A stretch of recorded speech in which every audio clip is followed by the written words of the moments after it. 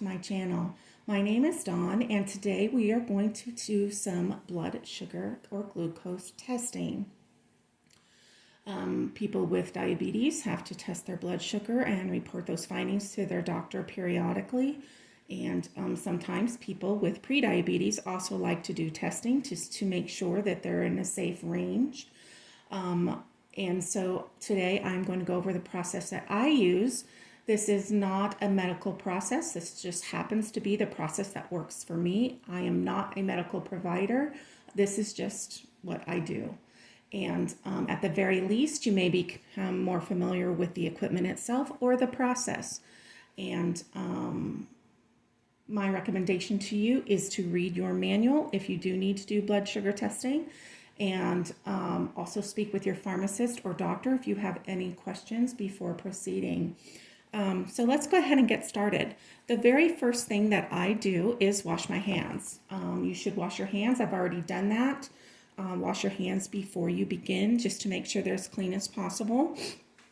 Then the next thing that I do is I use Lysol's disinfecting wipes, and I like to wipe down the area that I will be testing in just to be as clean as possible before proceeding. And while that dries, we'll go ahead and talk about some of the items that I use that you may choose as well if you like, or may find other alternatives for. The first thing that I needed was a sharps container. This allows me to dispose of the lancets, and I also put my testing strips in here. Some people just put lancets. Some people also put their swab in here. I only put my lancets and my testing strips. You fill this container up into the line, and then if you may have a pharmacy or a medical provider in your area that allows you to dispose of the sharps. You'll have to contact them and find out where you can dispose of those properly. They cannot be thrown directly into the trash. So I'll go ahead and set that to the side, and we'll put the Lysol wipes up there as well. And then the next thing that I chose to use was a little booklet and a pen to record my findings. The device does record your findings, date, time, and things like that. But I do it manually in addition to the machine. In case something happens to the machine, I still have them. But I also take a different I also put down more information than what is contained on the device itself. I also record whether it is a fasting or a non-fasting test. I put the date and time, the number that I receive, and whether or not it's fasting or not fasting. Okay, here I'm going to show you the manual that came with my kit. I use a One Touch Verio Flex. This is what was provided by my doctor and pharmacy.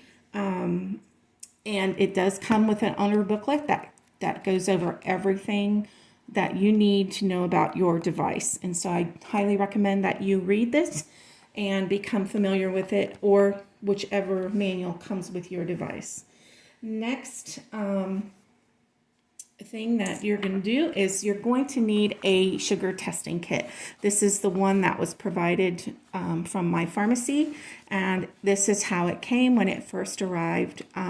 It has the lancet holding and poking device, and it has the machine itself. This is a removable case that fits right back in there, and these items just pop in and out. And I'm going to go ahead and remove the items from that, and we're going to set the kit to the case to the side.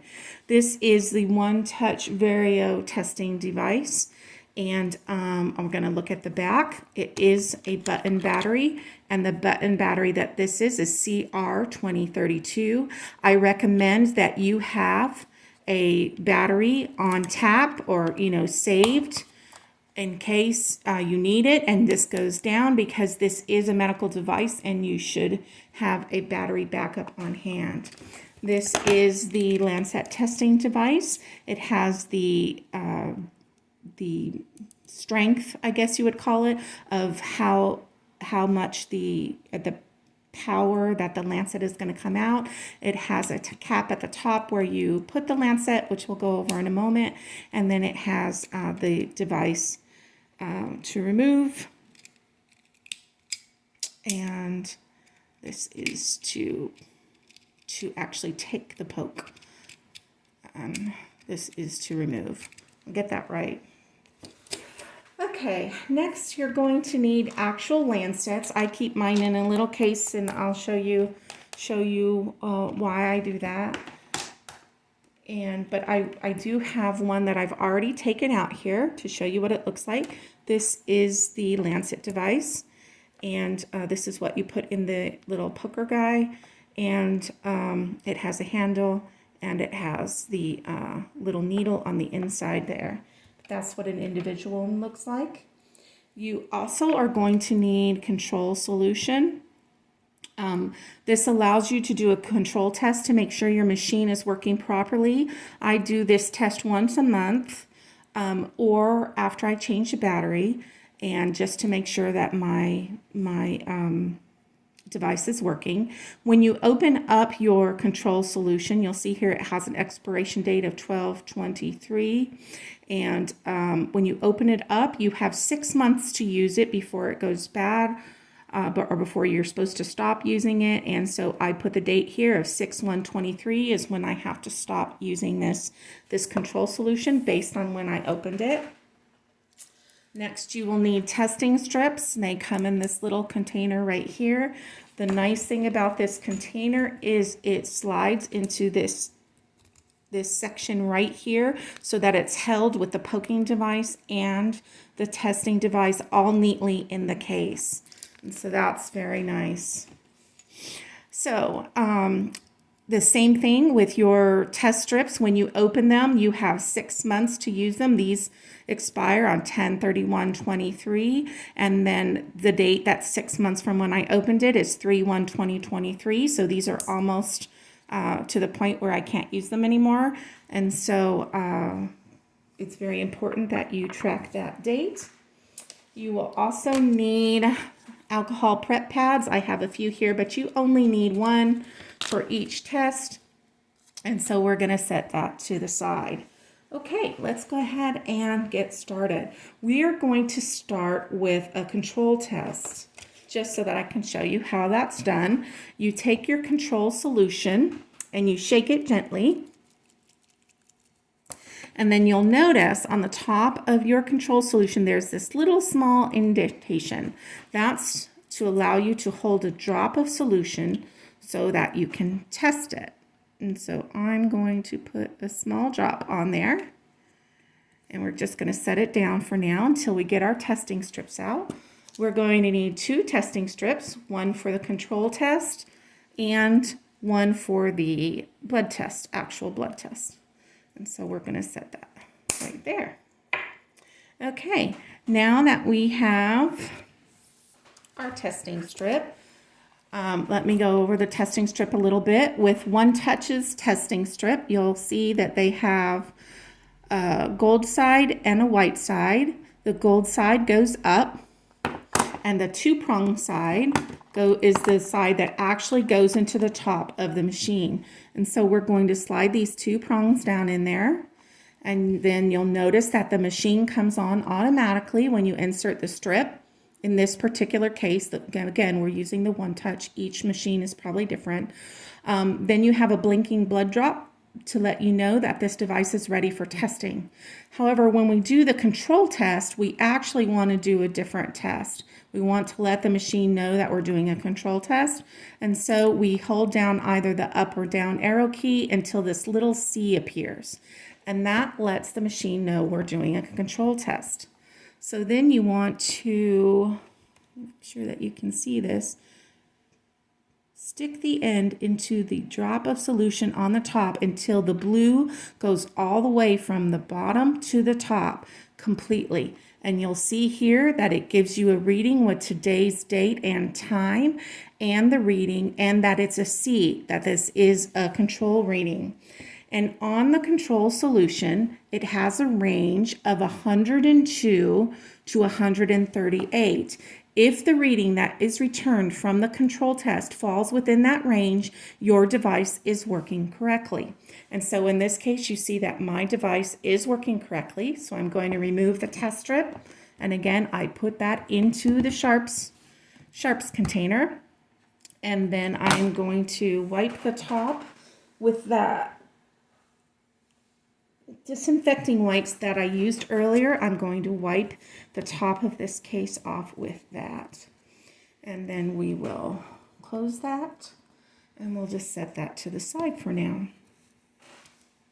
Okay, now we're ready to actually take the actual blood test.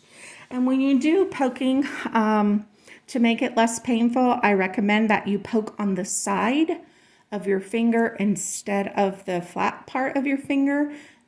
If you do it here, it is a little less painful, and I find that to be easier. Also, sometimes when you're testing twice a day and for whatever reason, this area might become sore, you can also test the other side of your finger if you need to. And the way that I do that is by laying my hand down, and then I can test the other side. But we're going to do this side today. We're going to do this finger right here. So the first thing that I do is I'm going to load the Lancet device. I'm going to remove this top.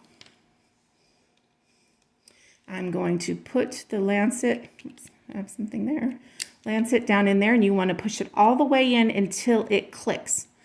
That lets it know that it's loaded, and then you twist this guy, the little handle.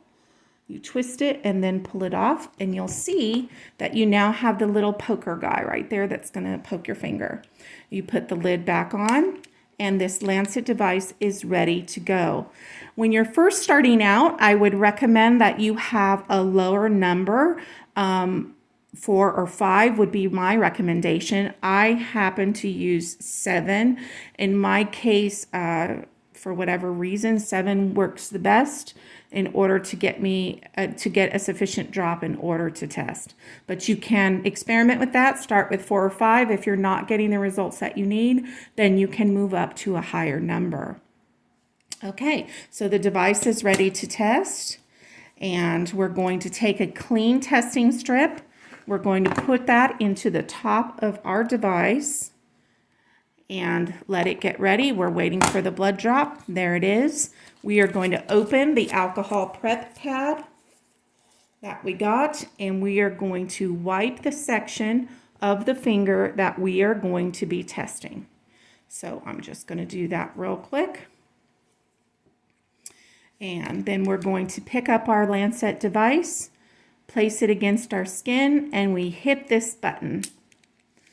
And you'll see that I have to push mine to get a little bit of blood out. We have to have enough blood to test. That's a little too much, but that's the way it works.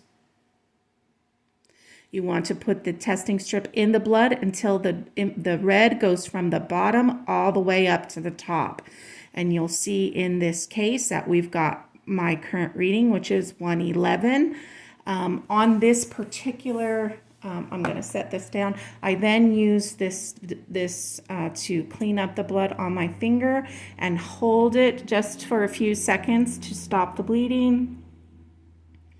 And then we're all set. Okay, so you'll see here that we have the reading. It is 111. This particular device has some range indicators at the bottom. It's telling me that 111 falls in the green range, so this is an acceptable sugar for me. Red would be a little more serious. You would need to probably talk to your doctor about that. Or if it's really low, you would probably need to talk to your doctor about that to adjust your medication. But here we have a reading of 111 at 6:33. So I'm going to take my little booklet, and I'm going to do 6:33 p.m. and I'm going to say 111, and this is a non-fasting sugar, which means that I have eaten in the last 8 hours, and so I then have recorded my information for the day. So now we take this testing strip out. Now that we're done, we take the testing strip out. We put it in the top of the sharps container. If you do that, like I said, not everybody does. I happen to. So I put that in there because it does have blood on it, and I just want to be as safe as possible.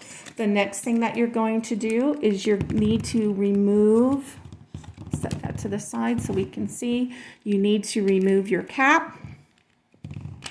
And so we can take out this needle. Now you'll notice that it popped up because it has already been used. You don't want to reuse your lancets. You want to use a new one each time. And so what I do is I put this over the top of the lancet, and then this little slider is what is going to exit that lancet. So I do that. It falls right into the sharps case, and then I'm done.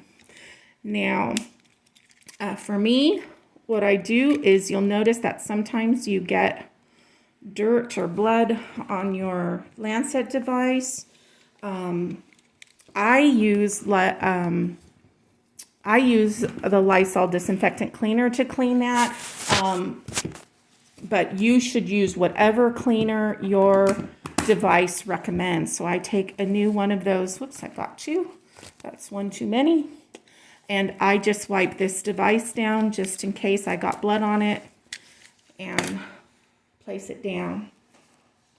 I do the same thing with this guy, but you want to stay clear of the testing area. You don't want any cleaning solution or anything to fall in that area.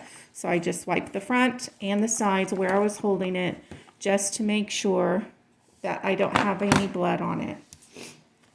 I also wipe down this just as another precaution. And then we're set. So then once I'm done, I reassemble everything in the kit. And so what I do is this pops right back in there.